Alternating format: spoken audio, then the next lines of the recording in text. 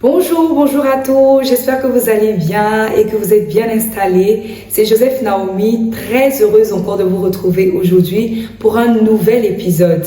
Un épisode assez particulier. Oui, je vous dirai dans la suite pourquoi il est si particulier. Voilà, j'espère que vous allez bien. Moi, ça va. C'est parti pour la suite de la vidéo. Bienvenue sur ma chaîne.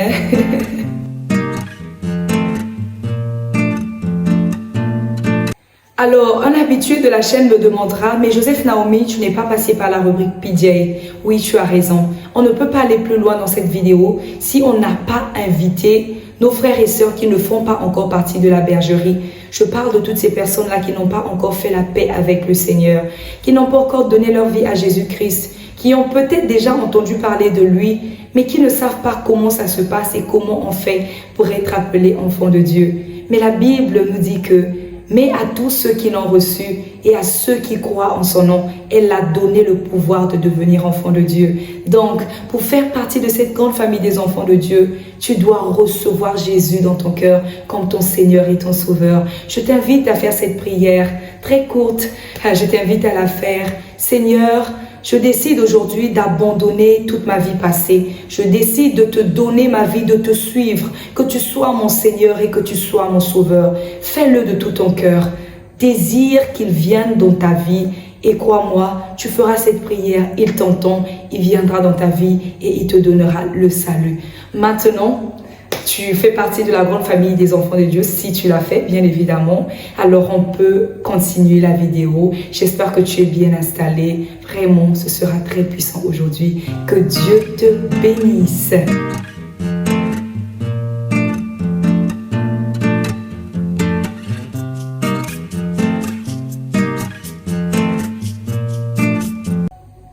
Nous sommes en famille, nous sommes frères et sœurs et nous allons échanger sur des choses qui nous concernent. Sans tabou, nous allons parler de nos expériences. Et comme je le disais au tout début de la vidéo, que c'était un thème assez particulier. Particulier pourquoi? Parce que je vais faire un partage d'expériences. Et je le crois qu'il y a un frère, qu'il y a une sœur aussi qui va se retrouver dans ses propos, qui va se retrouver dans ses paroles.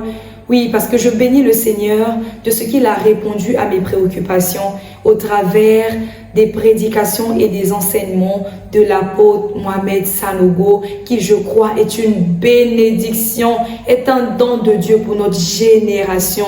Dieu nous a fait ce don pour nous bénir, pour nous conduire sur la bonne voie avant son retour.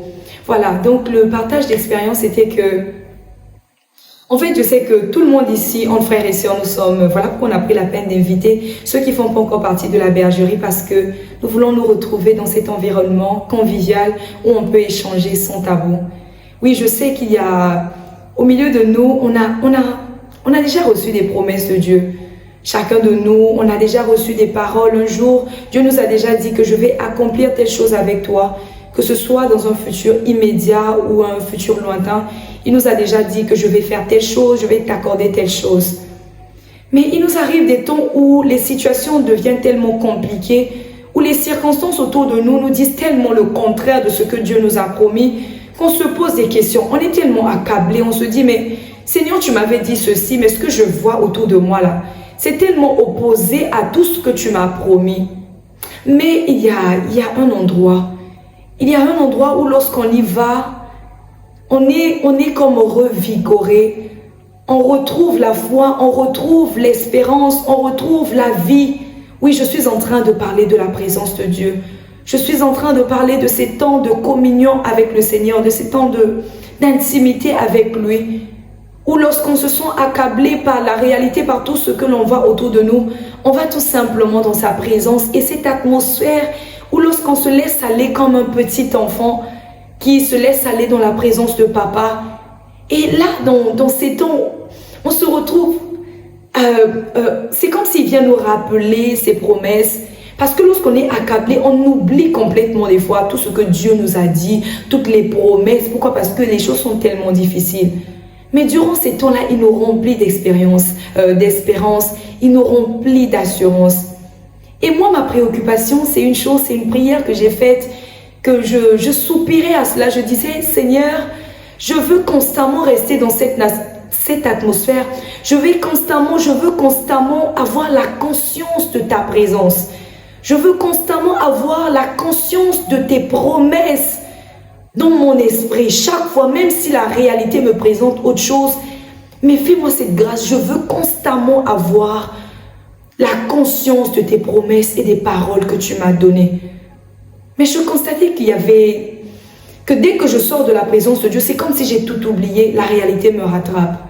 Et c'est là où il m'a donné la réponse. Il m'a dit, au travers des enseignements de l'apôtre Mohamed Sanogo, qui nous a dit qu'en fait, Satan est le prince de la puissance de l'air. C'est la Bible qui le dit.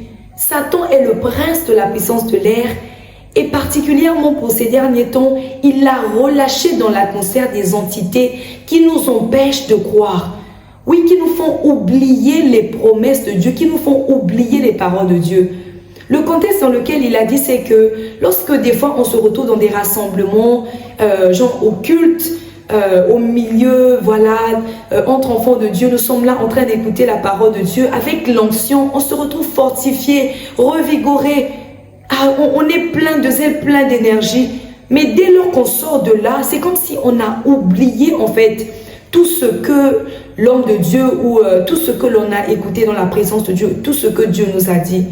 Et c'est là où il nous rappelait encore la parabole du semeur pour dire que lorsque la semence est jetée, il y a plusieurs possibilités. Il y a cet oiseau-là et la Bible dit que l'oiseau c'est le diable en fait qui vient pour arracher la semence, qui vient pour arracher ce que Dieu a déposé. Oui, il y a une satanique qui est là, qui vient nous faire oublier les promesses et les paroles de Dieu pour que l'on manque de foi. Oui, parce que la parole de Dieu nous dit, et l'apôtre Mohamed nous rappelle tellement que il y a 5 déterminants dans la foi. Il y a l'espérance, il y a l'assurance, il y a l'imagination, il y a la démonstration des choses qu'on ne voit pas, il y a la fermeté. Et particulièrement pour l'espérance, pour l'imagination, ce sont des choses qui sont dans notre esprit. Et le diable travaille, il travaille à ce que cette espérance, donc que notre foi soit instable. Qu'on ne soit pas constamment en train de croire, il travaille. Et l'un des moyens, actuellement on peut le voir, c'est la dépression. La dépression même dans le milieu chrétien. Le diable, il travaille à ce que les enfants de Dieu oublient. Parce que la dépression, c'est comme ces temps où on a perdu l'espoir. On a perdu l'espérance. On a perdu l'assurance. On a perdu même l'imagination que ça peut aller mieux demain. C'est une œuvre diabolique qui est là, qui veut nous empêcher d'avoir la foi. Et l'apôtre pouvons encore nous rappeler ce passage de Jésus qui parle à ses disciples, qui dit que est-ce que lorsque le Fils de l'homme reviendra, est-ce qu'il trouvera la foi? Pourquoi? Parce que c'est difficile de nos jours de pouvoir garder la foi. C'est difficile de nos jours de pouvoir garder la foi. Il nous pose la question, est-ce que lorsqu'il reviendra, est-ce qu'il trouvera la foi? Parce que de nos jours, ce n'est pas facile de garder la foi. Mais comme je le disais en commençant, c'est que il y a un endroit. Il y a un endroit où l'on peut constamment rester connecté au ciel. Il y a cet endroit où l'on peut constamment avoir la conscience des promesses de Dieu. Il y a cet endroit où l'on peut constamment être connecté au ciel. C'est lorsqu'on se retrouve en communion avec le Seigneur. Oui, comme je disais, cette vidéo, elle est assez particulière parce que c'est un partage d'expérience. Ces moments où l'on passe des temps dans la présence de Dieu. Et il nous a dit, l'apôtre Mohamed Sanogo nous a dit que actuellement, la période dans laquelle nous sommes et la façon avec laquelle nous devons recevoir, nous devons télécharger ou nous devons constater. Parce que la foi, c'est ce bras-là, comme il nous enseigne, c'est ce bras qui nous permet de recevoir ce que Dieu nous a promis. Et dans la foi, comme on l'a dit, il y a l'espérance, il y a l'assurance. Donc c'est au travers de l'espérance, de l'assurance qu'on peut recevoir ce que Dieu nous a promis. Et cet endroit où nous pouvons rester connectés, constamment connectés, où on a la conscience des promesses, où on a constamment la foi, c'est la communion, c'est la présence de Dieu, c'est la prière. Et comme il nous l'a dit, ce sont des longues prières. J'aimerais insister là-dessus. Ce sont des longues prières. Rester dans la présence de Dieu. Rester dans la présence de Dieu et dans ces derniers temps, c'est là où nous devons être. Alors rester dans la présence de Dieu, ce n'est pas peut-être parler en langue tout le temps. Ce n'est peut-être pas rester à genoux dans la chambre tous les jours, à chaque moment, à chaque heure. Mais rester constamment connecté au ciel, rester en prière, rester en communion avec le Saint-Esprit. C'est dans cette atmosphère-là où on garde la foi, où le Saint-Esprit nous rappelle constamment ce qu'il nous a dit dans la présence de Dieu.